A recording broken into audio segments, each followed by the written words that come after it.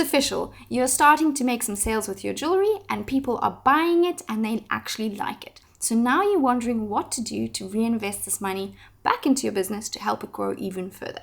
Let's jump into it.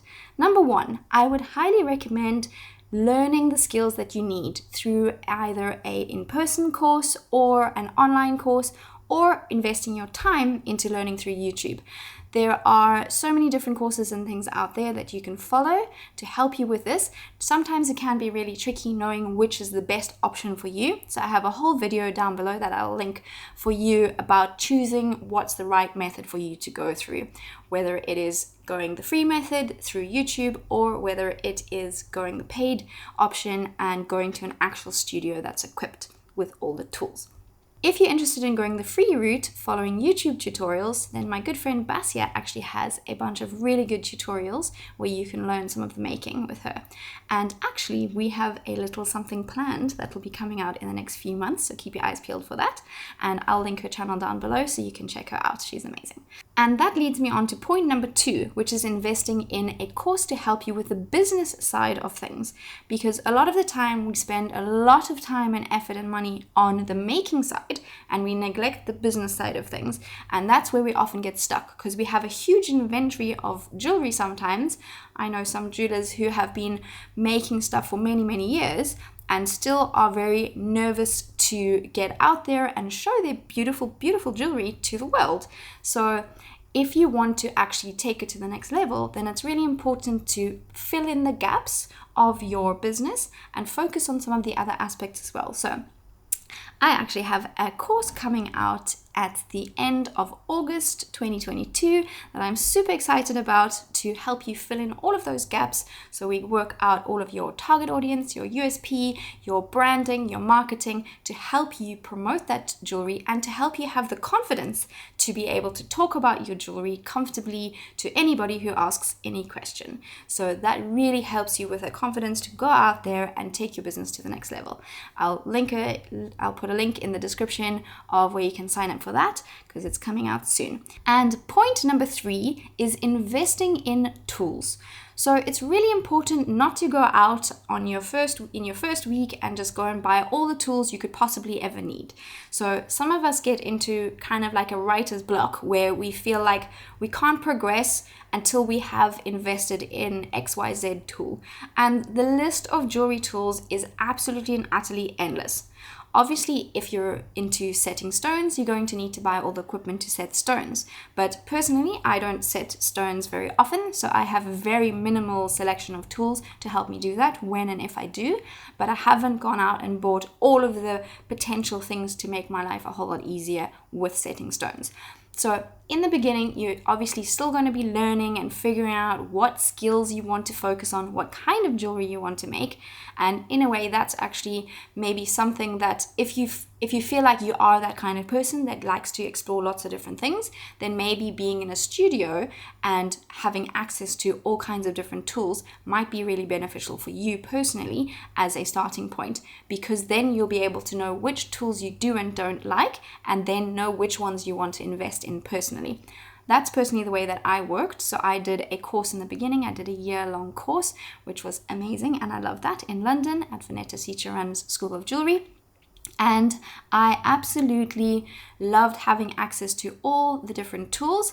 And from that, I made my selection of things that I knew I wanted to invest in. And to this day, I still have a super minimal setup. As you can see behind me, my jewelry studio, it's a bit blurry, but I really don't have every single tool under the sun, and it can be quite a money drainer if you are in the habit of spending on tools regularly and not actually using them often. So you can also look at it in terms of your wardrobe. Do you go out and buy lots of new clothes all the time and then not end up wearing half of them? If that's you, sorry to break it, but maybe have a think about, are you doing the same with your tools? So try and be very, very selected with that, because you can use that money that you would be spending on tools to invest in other areas of your business. So that leads me on to point number 4, which is investing in the right markets, exhibitions, pop-ups, and shows to help you grow your business. Yes, these do cost money and it might seem daunting at first, but it's actually so key to help you understand your target audience, to be able to see which products and which items people are drawn more towards, to then help you develop those into more fuller out collections, rather than being at home and making a whole bunch of different styles and different things and not actually having that feedback from external world to tell you whether these are working, whether people are interested in those or not. So it's really important to go out there and to present everything to people and see which ones they like, so that then you can get that feedback. Also, it boosts your self-esteem because people hopefully will buy some things from you, and then you will have extra money to invest back into your business as well.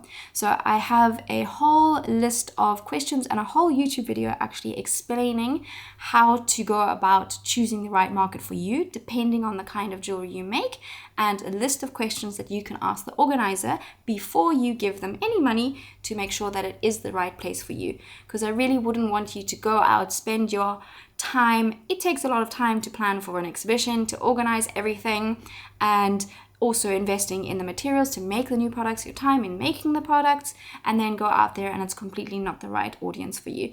So check that out if that would be helpful for you, and hopefully that will help you make the right decisions for your next market. And that leads me on to point number 5, which ties in with being in a physical event.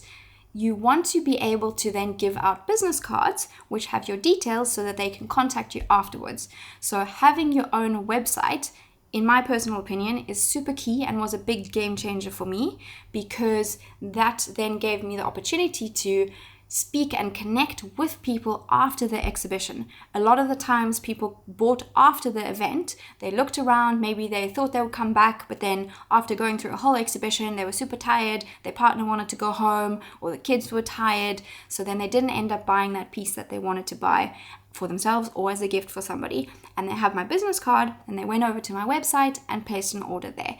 And that is so important in terms of those follow-up sales after an exhibition, to have somewhere to send them.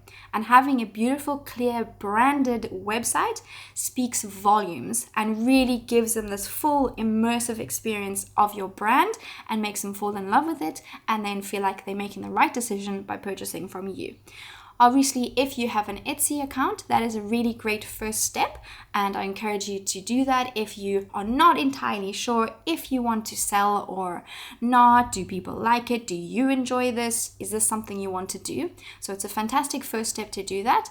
But remember, if you're at the exhibition and then you have your business cards and you say you sell on Etsy, people are going to go home, want to place an order with you, and they're going to be taken to Etsy. They're going to find it really hard to find your specific storefront, and going to get lost in the sea of similar other designers, because we know there's hundreds of thousands of people making on there, and then it's going to be so much harder to keep that customer who's already want to be loyal to you, but on the Etsy platform, they are overwhelmed by so many other choices and might find something that they prefer better than yours. And they just give up because they don't want to spend any longer trying to find yours. They just need to buy this present now. So that's why having your own store on your business cards, you give it out, is super important. Often we think that a website is a huge, big expense in terms of time, in terms of money, but it's actually really not. Like my domain name, I had to buy that, and I pay a yearly fee of 14 euros a year, not a month, a year, for my domain name. So that is absolutely nothing in my opinion in terms of the benefits that I get from having that. And then I pay 29 euros a month for my Shopify access and template. So that is totally acceptable in my opinion, because the fees are much lower as well per sale than they are on Etsy, for example, and I'm in control of everything, and I have much more control over my branding, I have much more control over my marketing, and rather than being at a whim of an algorithm. I was so scared to make my website at first, but I had this massive big exhibition at the end of my year and new designers in London, if any of you have heard of it. And it was super scary, and I wanted to really put my best foot forward and come across as super professional right from the get-go. So I pushed myself out of my comfort zone, way out of my comfort zone, and created a website. And I have not looked back for 1 second. And having that just means it just is so much stronger and so much more memorable in terms of the eyes of your customer. And that leads me on to point number 6, which is outsourcing certain tasks. So for example, you could outsource the making of your website.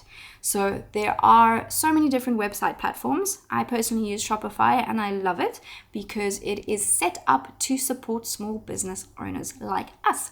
So being able to understand that, they really have a really great set of tools, lots of tutorials, lots of support, lots of chat where you can help, where you can get some help from people. And I think they've really thought about everything. So you don't need to code anything. You don't need to worry about it being overly complicated. It's literally a template and you copy paste. But if you don't want to do it yourself, then you can outsource that, like other tasks as well. So for example, editing your photos could be one of those tasks that just make you want to go absolutely crazy. I definitely was like that in the beginning. And when I decided to just bite the bullet and say, do you know what? Actually, my time is more valuable. My time is better spent on doing the things that I'm actually good at rather than forcing myself and struggling with these things that I absolutely don't enjoy and they drive me crazy and I just don't feel like I'm going to get anywhere in a hurry. Those are the kind of tasks that save me my positive energy and I'll put my energy somewhere else, and I'd rather outsource those through, for example, Fiverr. You can get people to edit your photos on a relatively low budget. So you can check them out. Also put a link down below for them if you want to check that out. And even on Fiverr, there are so many different things you can get help with. So have a look at them. If there's something that you're just getting stuck on and you just feel like it's holding you back and you need a little bit of extra help with that, there's literally no shame in moving away from the mentality of feeling like I need to be a one-man, one-woman band and do everything myself. Yes, in the beginning, it is good to understand how to do things and what are the important things to do and then outsource those. But then it's quite okay to find someone who's better at it than you to help improve the overall professionality of your jewelry business. So I hope these tips were helpful and I look forward to seeing you next week in another video. Take care. Bye.